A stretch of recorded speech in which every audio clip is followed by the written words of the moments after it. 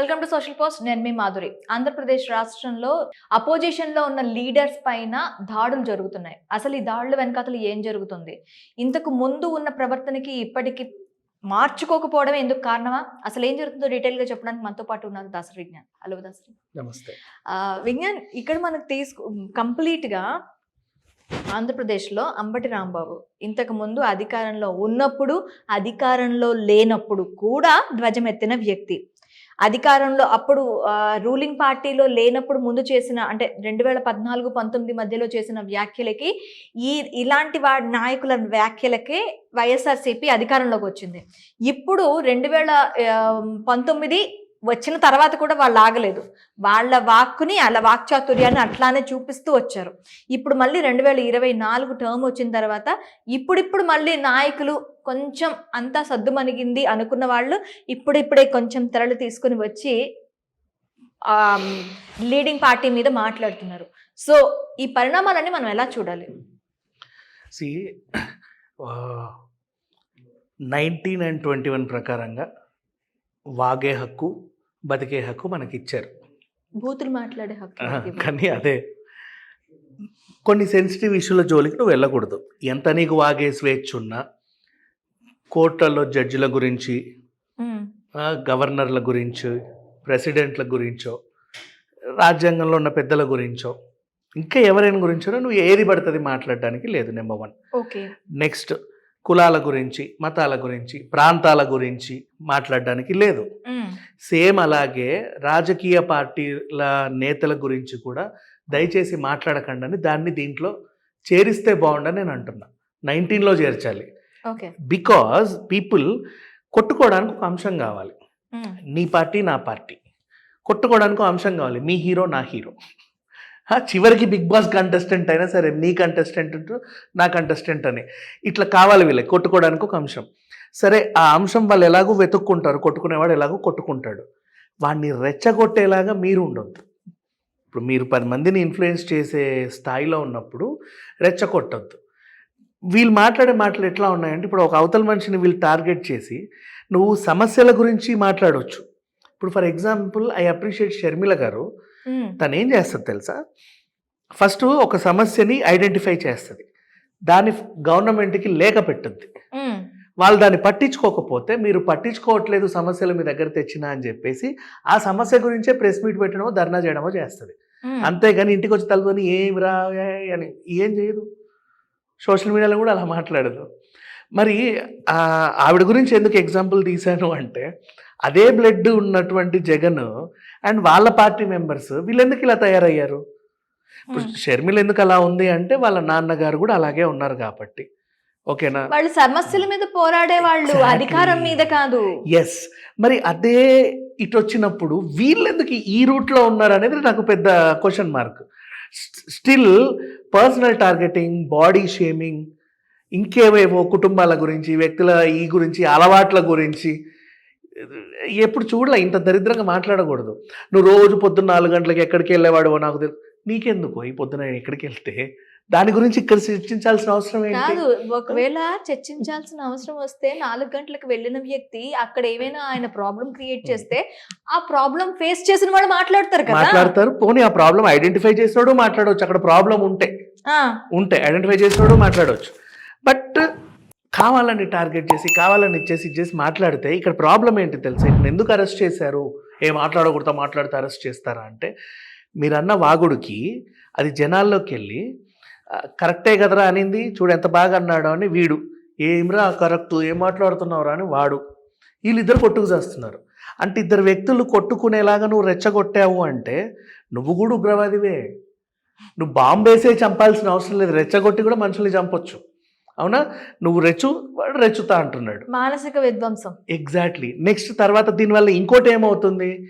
నీళ్ళు ఎక్కడుందో, నీ వాకిలు ఎక్కడుందో బయట వాళ్ళందరూ వచ్చేసి రాళ్ళేసుడు, నీ అద్దాలు పగలగొట్టుడు, నీ తలుపులు దన్నుడు. అది కాదు, జనాలకైనా కొంచెమైనా కామన్ సెన్స్ ఉండాలి కదా. వాడు ఎక్కడ మాట్లాడుతున్నాడు, ఏం మాట్లాడుతున్నాడు, ఎలా మాట్లాడుతున్నాడు, అదే రిప్లై ఇస్తే సరిపోతుంది. ఇలా ఆస్తి నష్టాలు ఎందుకు?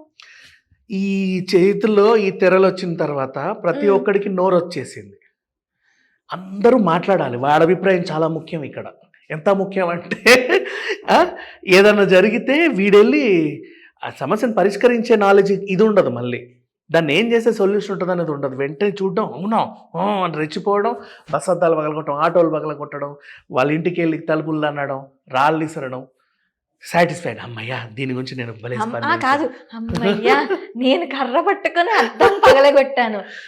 ఒక మహిళా కార్యకర్తకి ఒక పర్సన్ వేరే కార్యకర్త వచ్చి లోపలికి, ఆమెకి 40-45 ఏళ్ళు ఉంటాయేమో, ఆమెను లోపలికి లాక్కొచ్చి ఆమె చేతికి కర్రిచ్చి కుట్టమ్మా కుట్టు అని దగ్గర ఉంటే సైకిల్ చేసి చూపిస్తున్నాడు. ఆ వీడియో చూస్తూ ఉంటే నేను ఇక్కడ నాయకుల గురించి మాట్లాడడం లేదు, నాయకుల ప్రాబ్లమ్స్ తీరుస్తున్నారా లేదా, ప్రజల్లో ఈ ఉక్రోషం ఎందుకు వస్తుంది? వీళ్ళు ఇప్పటి నుంచి కదా, ఎప్పటి నుంచో రెచ్చగొట్టే వాళ్ళు ఉన్నారు, రెచ్చిపోయే వాళ్ళు ఉన్నారు. ఎలా రెచ్చగొడతారు? ఇప్పుడు రాజకీయం ఒక అంశమైంది, రేపటి రోజు ఇది కూడా అంటారు, ఓ సినిమా వస్తుంది, ఈ సినిమాలో మా మనోభావాలు దెబ్బతీసే సన్నివేశాలు ఉన్నాయి అని ఈడు ప్రకటించిన వెంటనే వాళ్ళందరూ రెచ్చిపోయి థియేటర్ అద్దాలు పగలగొట్టడం, అంతే, ఆ ప్రొడ్యూసర్ అద్దాలు పగలగొట్టడం. అసలు అంటే విధ్వంసమే అవుతుందే తప్ప దాని సొల్యూషన్స్ పర్ఫెక్ట్ ప్రాపర్ వేలో వెళ్ళట్లా. ఇప్పుడు ఇక్కడ ఇంకొకటి నాయకులు చేయాల్సిన విషయం, సమస్య ఏదైతే ఉందో ఆ సమస్యని కరాఖండిగా మాట్లాడటం, దానికి లింక్ పెట్టి సమస్య ఒకటైతే ఆ సమస్య చుట్టూ ఉన్న ప్రాబ్లమ్స్ ని కూడా తీసుకొచ్చి ఆ సమస్యలో గుప్పించి, ఈ సమస్య ఏ నియోజకవర్గంలో వచ్చిందంటే ఎమ్మెల్యే, ఆ ఎమ్మెల్యే ఎలాంటి వాడంటే ఆ ఎమ్మెల్యే అని చెప్పి ఆ ఎమ్మెల్యే గురించి ఒక భాగవతం చెప్పేటప్పటికి మా ఎమ్మెల్యేని అంటావా అనే ఇది ఇంకొక దీంట్లోకి వెళ్తుంది. ఇలా చూసుకొని సమస్య అనేది అక్కడ తేలట్లేదు, సమస్య ఎవరు పట్టించుకోవట్లేదు. సమస్య అనేది ఒక సమస్య 2 పార్టీల ఘర్షణగా మారుతుంది.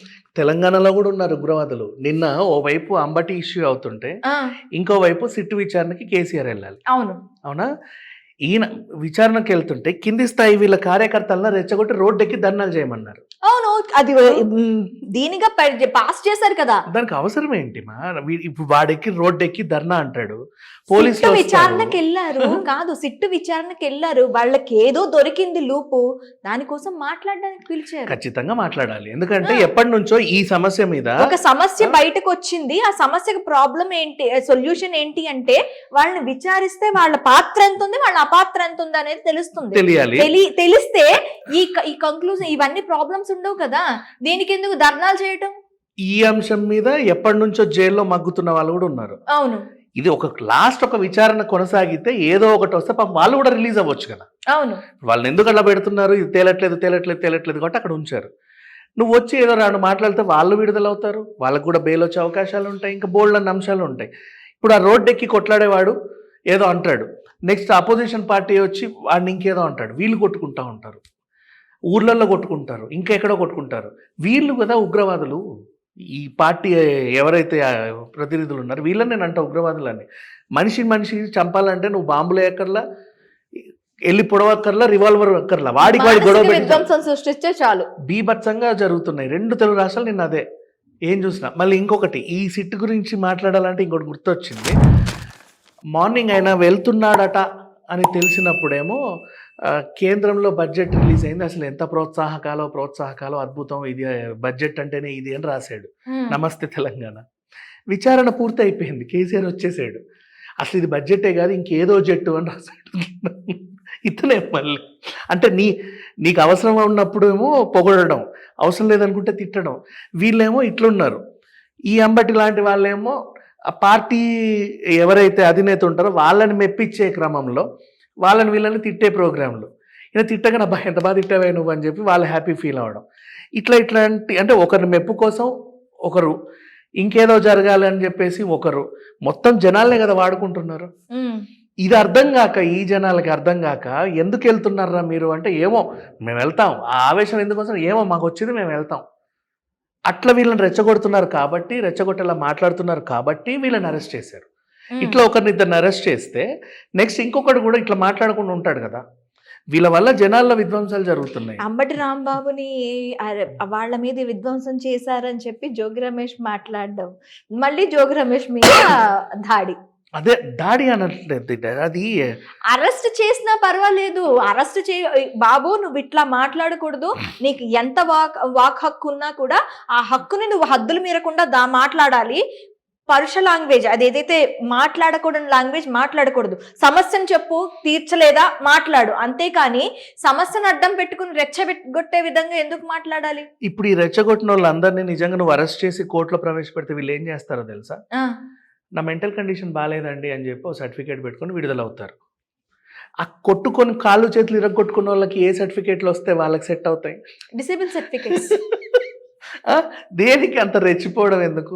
వీళ్ళు ఇళ్ళల మీద, ఇప్పుడు నువ్వు ఇళ్ళల మీద రాళ్ళేసావు, అన్నోడు బాగానే ఉన్నాడు, ఆ ఇంట్లో వాళ్ళ కూతుర్లు ఉంటారో తెలియదు, కొడుకులు ఉంటారో తెలియదు, మనవాళ్ళు ఉంటారో తెలియదు, వాళ్ళ ఆవిడ ఉంటుందో తెలియదు, ఎవరుంటారో నీకు తెలియదుగా. రాళ్ళేసేస్తున్నారు, ఇల్లు సామాన్లు పగలగొడుతున్నారు. అన్నోడికి నష్టమే, అది విన్నోడికి నష్టమే. ఇంకొకటి అర్థం కావట్లేదు ఏంటి అంటే, వీళ్ళ కార్లకు డ్యామేజ్ చేయడం, ఇంటికి డ్యామేజ్ చేయడం అన్ని చేస్తున్నారు కదా. వీళ్ళకి అర్థం కాదు ఏంటంటే, మళ్ళీ అది గవర్నమెంట్ కి అదనపు భారం. అవును, ఇన్సూరెన్స్ చేసుకొని ఉంటారు వాళ్ళు. నెక్స్ట్ మళ్ళీ వీడు ఎక్కడ నేను అంబటి కార్ని పగలగొట్టానని అనుకుంటున్న ప్రతి ఒక్కళ్ళకి నేను చెప్పేది ఏంటంటే, బాబు ఆల్రెడీ ఇన్సూరెన్స్ ఉంటది, అది మళ్ళీ గవర్నమెంటే భరించాల్సి ఉంటుంది. గవర్నమెంట్ భరించాల్సి వస్తుంది. పైగా నువ్వు ఎక్కడ రాళ్ళు పట్టుకొస్తావు అని చెప్పి 10 మంది పోలీసులను కూడా మనమే పెట్టాలి. అది కూడా గవర్నమెంట్ ప్రాబ్లమే. అది కూడా ప్రాబ్లమే. అర్థం, ఈయన అరెస్ట్ చేసి లోపల తీసుకెళ్ళడము ప్రాబ్లమే. ఇప్పుడు అరెస్ట్ చేసిన అక్కడి నుంచి జైలు దాకా ఎక్కడెక్కడ ఎవడెవడో వచ్చి నిరసనలు చేస్తారు, ఏమవుతాయన్నా 100 మందిని పట్టుకొని వెళ్ళాలి. ఆ రోజు వీళ్ళందరికీ అడిషనల్ డ్యూటీలు, మళ్ళీ పాపం సండే నిన్న కష్టపడి పనిచేశారు అంతా. చూడు విధ్వంసం ఎట్లుందో, నార్మల్గా లేదు. అయితే ఇక్కడ ఏంటి, వీళ్ళందరూ జనాల్ని ఉపయోగించుకొని బ్రతుకుతున్నారన్న విషయం వాళ్ళకి అర్థమైతే ఇవేం ఉండవు. వీడు రెచ్చగొట్టినా వాడు రెచ్చిపోడు. ఈయన అరెస్ట్ అయినా వాళ్ళు రోడ్డు మీదకి వచ్చి నిరసనలు చేయరు, ఏమీ చేయరు. వీళ్ళు మారాలా యాక్చువల్గా చెప్పాలి అంటే. వీళ్ళకి ఆ మార్పు ఎప్పుడు వస్తుందో, కనీసం ఈ జన్మకు వస్తుందో అదైతే తెలియదు. అంటే ఒకప్పుడు ఎప్పుడో రాజకీయ నాయకుల ప్రసంగాలు విని కన్నీళ్లు పెట్టుకున్న వాళ్ళు కూడా ఉన్నారు. వాళ్ళు మాట్లాడుతుంటారు, రే ఎంత బాగా చెప్తున్నారా అని. ఇప్పుడు ఏంటో ఒక రాజశేఖర్ రెడ్డి గారు, అట్లా ఎంతమంది ఉన్నారు. ఇప్పుడు ఏంటో అదేంటి ప్రసంగాలు వింటూ ఉంటే దీని గురించి మాట్లాడుతున్నారయ్యా. ఇప్పుడు వచ్చి ప్రెస్ మీట్ రెచ్చగొట్టడానికి వస్తున్నారు, ప్రెస్ మీట్కి వస్తున్నారు. ఎవరిని తిట్టాలి ఇవాళ? ఒరే ఏం సమస్య గురించి మాట్లాడాలి కాదు, ఇవాళ ఎవరిని తిట్టాలి కాదు. పెద్ద పెద్ద నాయకులు కూడా, ఏ నాయకుడి గురించి కూడా నేను పేర్లు చెప్పను, ఒకప్పుడు వాళ్ళ అంటే ఈ డెకేడ్ లోనే వాళ్ళ ఏదైనా ప్రసంగం వింటే కొంత నాలెడ్జ్ వచ్చేది. ఆహా, ఇక్కడి నుంచి మనకి వస్తున్నాయా, ఇక్కడ బాగుంటుందా, ఈ ఏరియాలో డెవలప్మెంట్స్ వస్తున్నాయా, ఇక్కడ ఇన్వెస్ట్మెంట్ పెట్టుకోవచ్చా, లేదు ఇక్కడ ఉద్యోగ కల్పన జరుగుతుందా, ఇలాంటివన్నీ ఉండే. ఇప్పుడు వాళ్ళే వచ్చి ప్రెస్ ముందు మాట్లాడుతూ ఉంటే ఎలా ఉందో తెలుసా విజ్ఞాన్?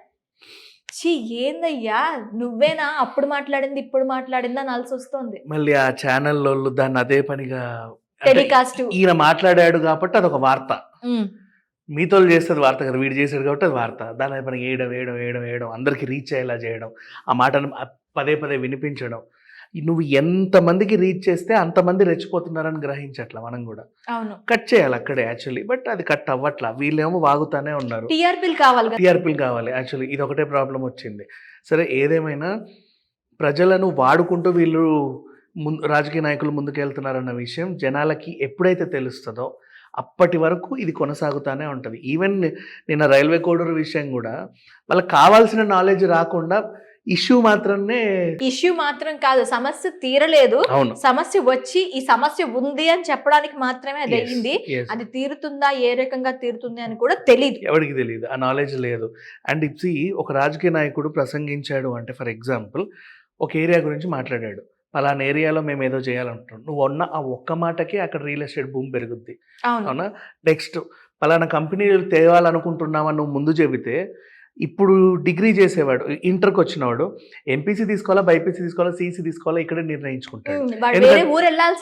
ఎందుకంటే మా ఊరికి కామర్స్ రంగానికి చెందిన ఏదో వస్తుందంటే వీడు సిఈసీ తీసుకుంటాడు, మెడికల్ కాలేజ్ పడుతుందంటే వీడు బైపీసీ తీసుకుంటాడు, మన ఊర్లోనే ఉంది కదా అని.